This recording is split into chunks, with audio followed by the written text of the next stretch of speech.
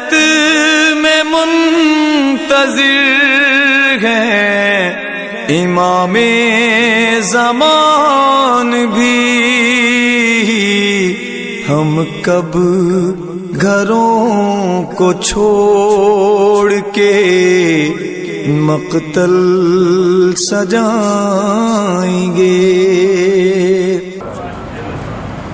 عزیزان محترم، ایام اللہ ہے، ماہ مبارک ہے۔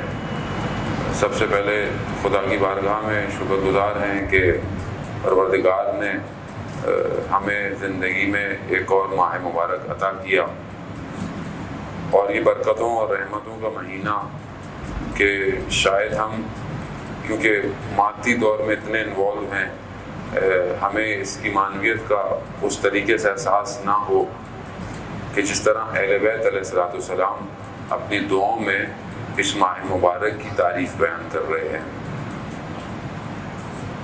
یوزلی ماہ رمضان جب آتا ہے تو ہم لوگ پوری کوشش کرتے ہیں کہ مسلمان ہو جائیں۔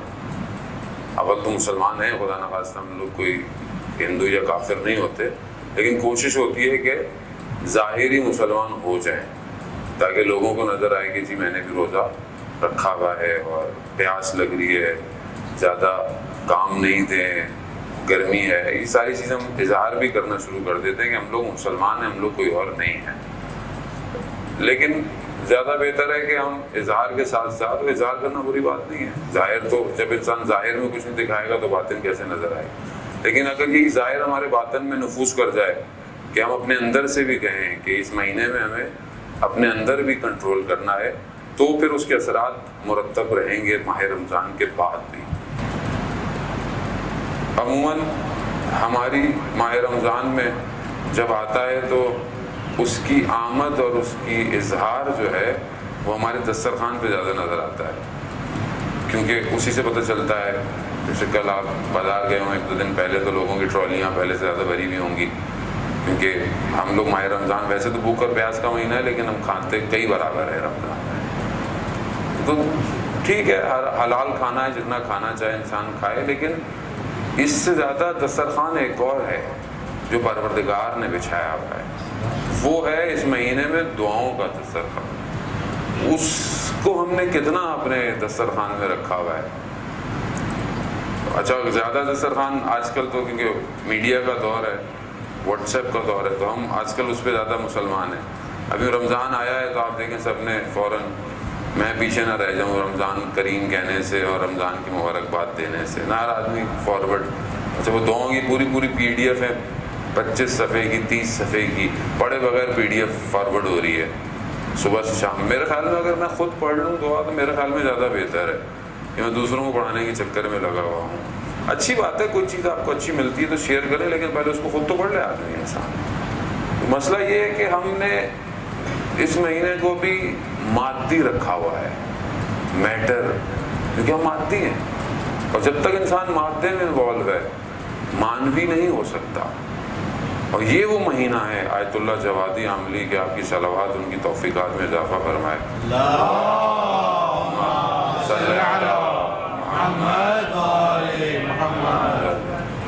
دیکھیں، میری گردن ایک حد تک تو گھوم سکتی ہے، اور میں بار بار اتنی نہیں کر سکتا، تو اس لیے اگر جن کو چاہیے کہ میری آنکھوں میں آنکھیں ڈالنا تو سامنے آگے بیٹھ جائیں، صلوات بھیجتے محمد و آل محمد۔ اللہم صلی علی محمد و آل محمد وعجل فرجہ۔ خوب دیکھیں، گھبرائے نہیں کہ لوگ نہیں آئے، مسئلہ نہیں ہے، ہم تو ویسے ہی مشہور ہیں ملائکہ کو سنانے کے لیے، ہم لوگوں کو تو ویسے بھی نہیں سناتے تو ویسے ہی ملائکہ ہمارے دوست گھبراتے ہیں، ملائکہ کہاں ہیں، تو نظر تھوڑی آتے ملائکہ، ہر کسی کو تو ویسے بھی نظر نہیں آتے ملائکہ۔ اور اصحاب رسول خدا جب رسول خدا کی خدمت میں ہوتے تھے تو کہتے تھے یا رسول اللہ، جب آپ کے ساتھ ہوتے ہیں تو کیا معنویت ہوتی ہے، اور جو ہے وہ اس کیفیت میں ہوتے ہیں آپ کو بیان، لیکن جیسے ہی باہر نکلتے ہیں وہی دنیا، وہی سب کچھ۔ تو رسول خدا نے فرمایا کہ اگر وہ کیفیت تمہاری ہر وقت رہے تو ملائکہ تمہارے ہاتھ آ کے چومنا شروع کر دیں۔ تو انسان بارہ مادی ہے، ہر وقت اس کیفیت میں نہیں رہ سکتا، لیکن اگر تھوڑی سی بھی کیفیت مل جائے تو غنیمت سمجھنی چاہیے۔ یہ فرش اعضاء ایسے ہی ہے، یہاں ظاہر میں ہم ایک دوسرے کو نظر آ رہے ہوتے ہیں، باطن میں بہت لوگ مجلس سننے آتے ہیں، کیونکہ ذکر کسی اور کا ہے، ذکر ہمارا نہیں ہے، ذکر اس کا ہے کہ جس کے لیے پروردگار نے عرش پہ لکھا ہے ان الحسین مصباح الہدی و سفینۃ النجات۔ عرش کی مخلوق جو ہے وہ انتظار میں ہے۔ بہرحال شب جمعہ بھی انشاءاللہ خدا توفیق دے امام کی گفتگو کر سکے۔ آیت اللہ جوادی عاملی حفظ اللہ فرماتے ہیں کہ دنیا یعنی خود انسان مادہ ہے، میٹر ہے، اور روح اس کے مادے کے ساتھ ہے۔ روح پرواز کرنا چاہتی ہے مگر مادہ اسے پرواز کرنے نہیں دیتا۔ مادی خواہشات، مادی احساسات، مادی رشتے یہ اس کو روکتے ہیں۔ انسان مال سے امتحان ہوتا ہے، انسان اولاد سے امتحان ہوتا ہے، انسان انفس جان سے، یہ سب وہ چیزیں ہیں کہ جو اس کو روکتی ہیں اس دنیا میں۔ تو وہ فرماتے ہیں کہ ماہ رمضان وہ مہینہ ہے کہ جو انسان کی روح کو اس کے اس مادے سے ویسے پرواز دیتا ہے جیسے کوئی پرندہ اس کے پاؤں میں لوہے کی زنجیر ہو، وہ پرواز کرنا چاہے مگر نہیں کر سکتا۔ ماہ رمضان انسان کی روح کو ویسی پرواز دیتا ہے۔ اب یہ ہمارے اپنے اوپر ہے کہ ہم اس مہینے سے مانوی پرواز سے آ رہے ہیں یا مادی پرواز سے آ رہے ہیں۔ مادی پرواز سے کیا انسان جو ہے وہ ماشاءاللہ لوگوں کے وزن کم ہونے چاہیے، لوگوں کے وزن بڑھ جاتے ہیں ماہ رمضان کے اندر۔ تو اب یہ ہمارے اپنے اوپر ہے۔